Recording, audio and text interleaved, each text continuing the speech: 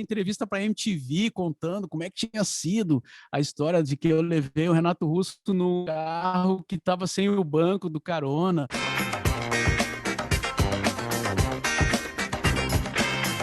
É uma coisa que eu não faria se não fosse o rádio, né? Eu devo isso ao rádio, né?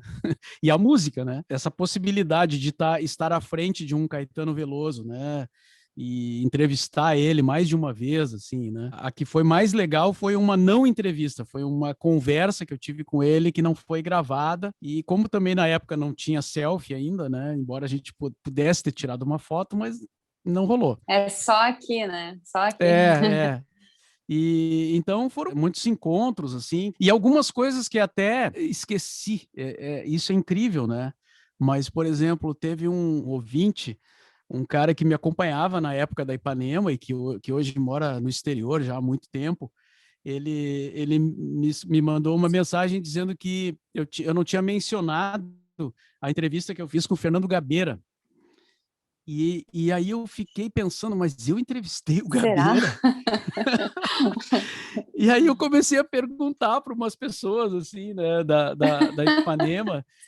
Gente, o Gabeira teve na Ipanema, e aí confirmar, sim, o Gabeira foi na Ipanema, e foi tu que entrevistou ele.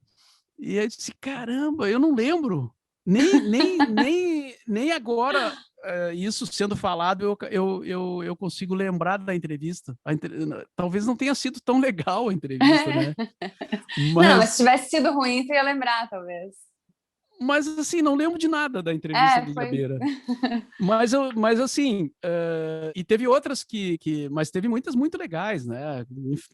Imagina, com todo mundo, né? O pessoal das bandas, né? Titãs, Ira, Barão, eles vinham 3 vezes ao ano a Porto Alegre, né?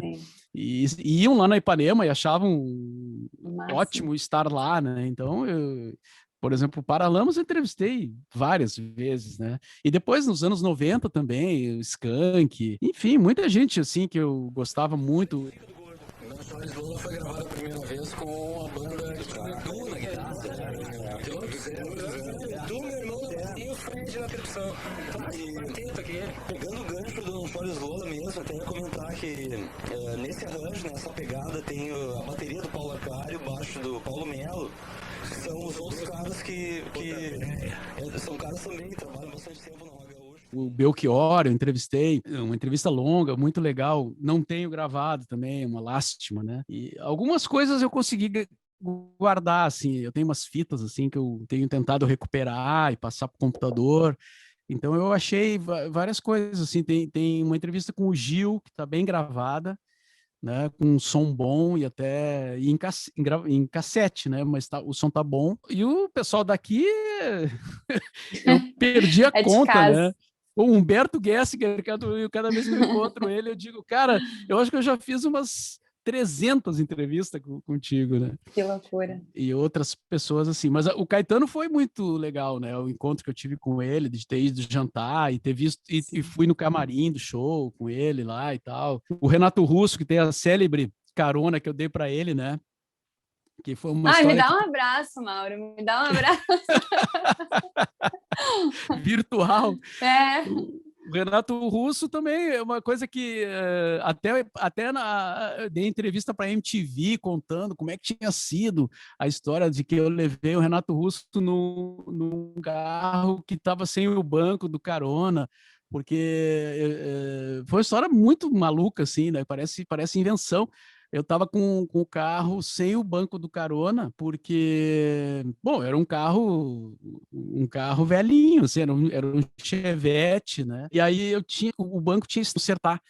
E eu ofereci a carona pro Renato Russo, porque ele tinha ficado lá na rádio sozinho, porque ele ficou curtindo os discos, conversando com a gente lá, então a banda toda foi embora pro hotel e ele ficou lá. E aí, na hora de ir embora, eu disse, cara, te deixo lá no hotel, né? E eu tinha me esquecido que o carro tava sem banco.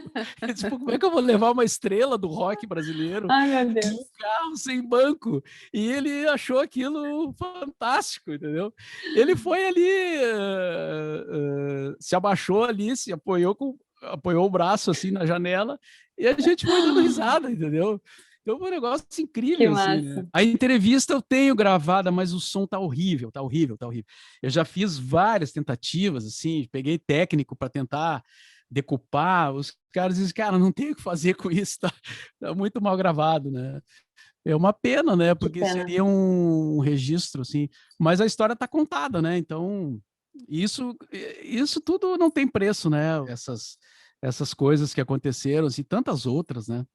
Esse contato com essas pessoas interessantes, criativas.